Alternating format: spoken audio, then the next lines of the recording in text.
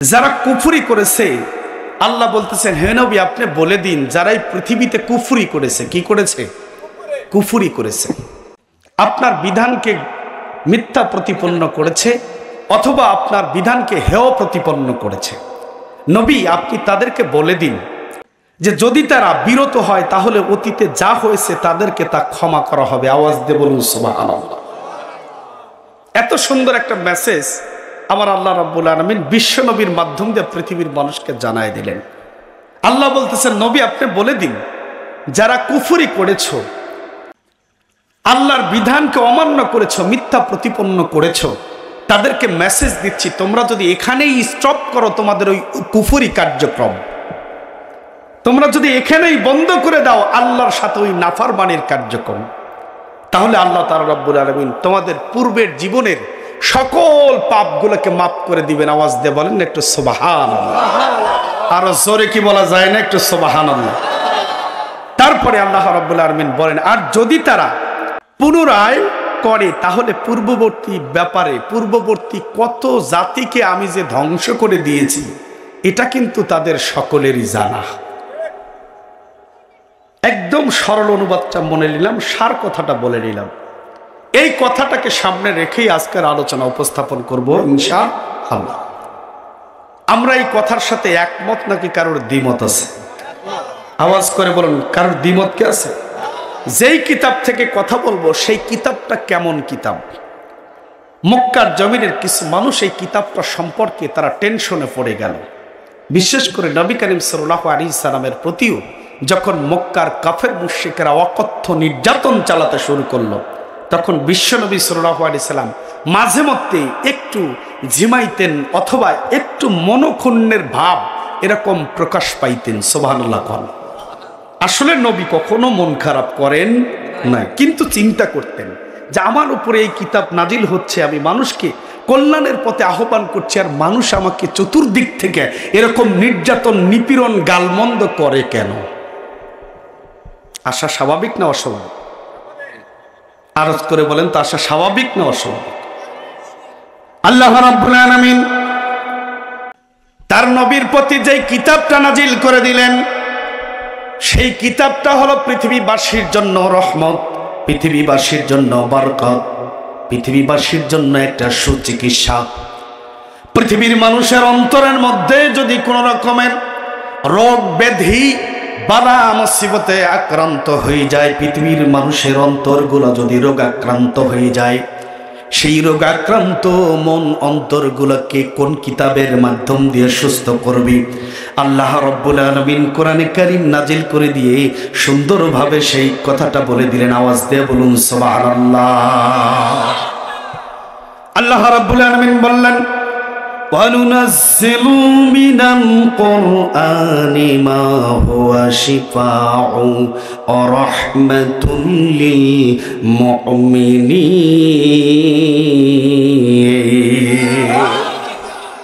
আমি যখন আয়াতটা টান দিব তখন আমরা আল্লাহর দেওয়া জবান আল্লাহর দেওয়া শক্তি দিয়ে একটা আওয়াজ করে বলবো আল্লাহু আকবার। কষ্ট হবে আপনাদের? এটা কি কোনো দলীয় স্লোগান? আওয়াজ করে বলুন কোন দলীয় স্লোগান? এটা কার স্লোগান? আমাদের সৃষ্টি করেছেন কে? জীবন দিয়েছেন কে? সুস্থ অবস্থায় এখানে এনেছেন কে? অসুস্থ করে আমাদেরকে বাড়িতে ফিরাইতে পারেন কে? গোলামি করব কার? আওয়াজ করব কার নামে?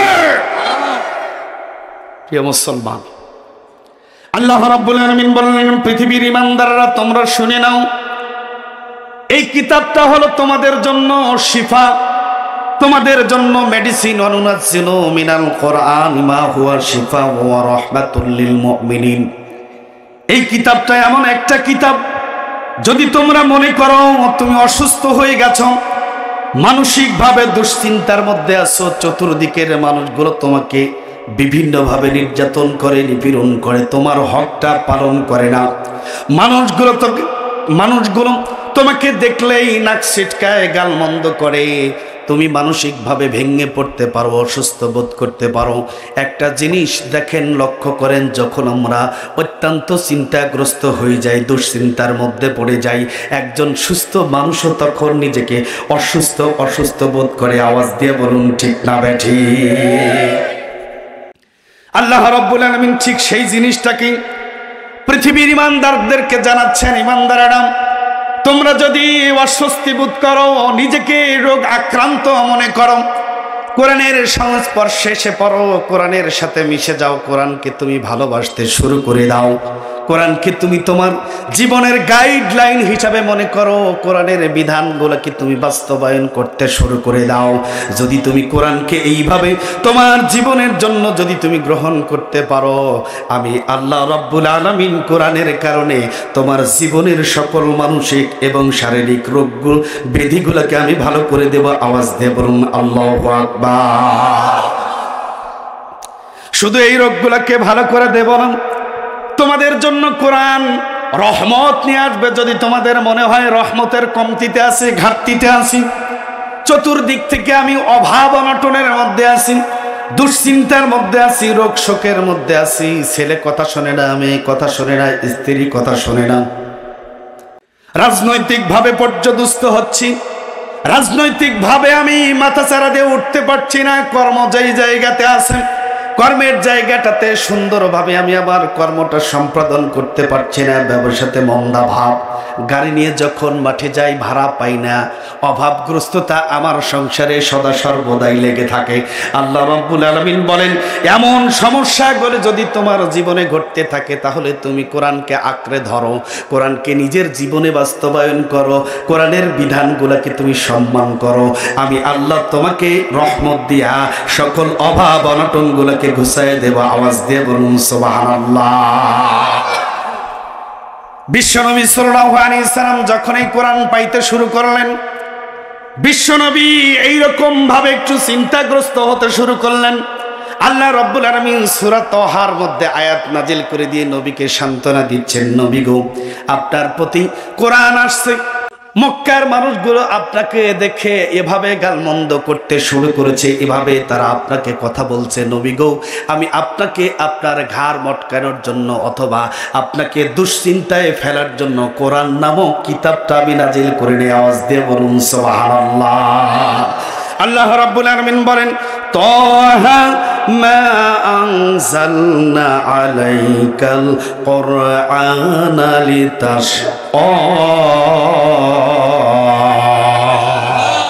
আল্লাহ রাব্বুল আলামিন বলেন, নবী গো, আমি তোমার প্রতি এ কোরআনের জন্য নাজিল করিনি যে তুমি দুর্ভোগ পাবে, তুমি কষ্ট পাবে, তুমি দুশ্চিন্তায় পড়বে। আল্লাহু আকবার।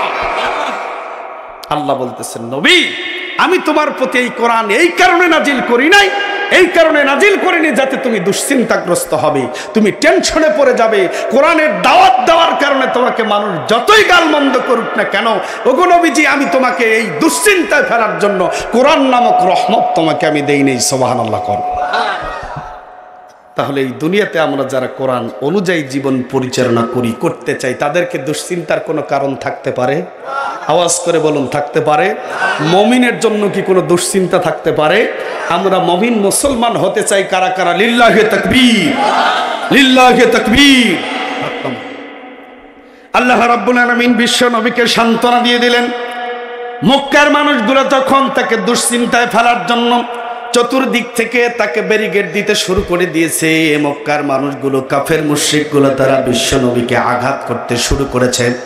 মক্কার কাফের মুশরিকগুলো শুধু আঘাতই করে না, যেই মানুষগুলো বিশ্ব নবী রাহমাতাল লিল আলামিনের আনিত দিন জীবন ব্যবস্থাকে গ্রহণ করে, ওই মানুষগুলোকে ব্যাপকভাবে গালমন্দ করতে শুরু করে দেয়।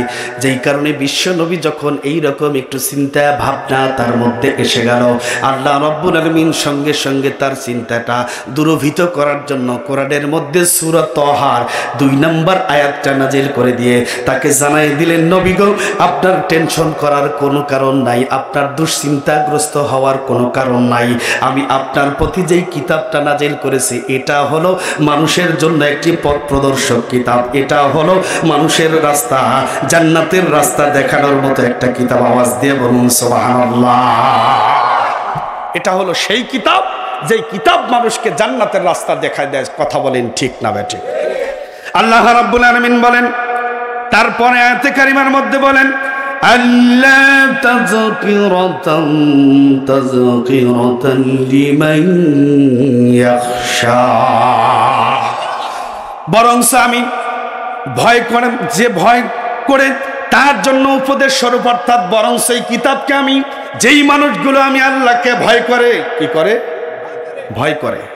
যেই মানুষগুলো আমি আল্লাহকে ভয় করে, ঈমান নিয়ে জীবন পরিচালনা করে, মুত্তাকি হয়ে জীবন পরিচালনা করে, বরঞ্চ আমি এই কিতাবটা তাদের জন্য উপদেশ স্বরূপ প্রেরণ করে দিলাম। আওয়াজ দিয়ে বলুন সুবহানাল্লাহ।